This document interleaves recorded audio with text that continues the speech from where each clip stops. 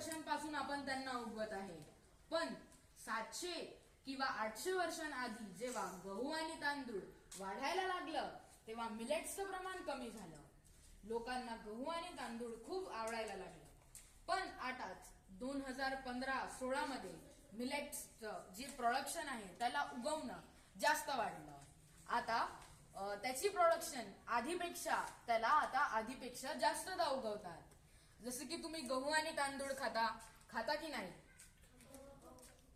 तर जे गहू आणि तांदूळ असते ते निगेटिव्ह मिलेटच्या श्रेणीमध्ये येते. म्हणजे कोणते? नकारात्मक अनाज.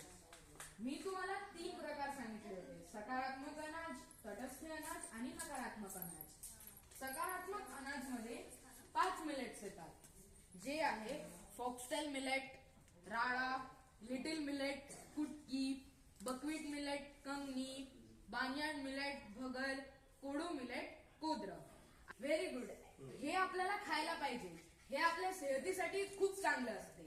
आता सांगा, आता थर्ड मिलेट आहे नकारात्मक अनाज म्हणजे निगेटिव्ह मिलेट. याच्याने आपल्याला खूप कमी फायदे भेटतात आणि खूप जास्त डिसएडव्हान्टेजेस भेटतात. जसे की गहू कोण खाते? गहू. तर हे गहू आणि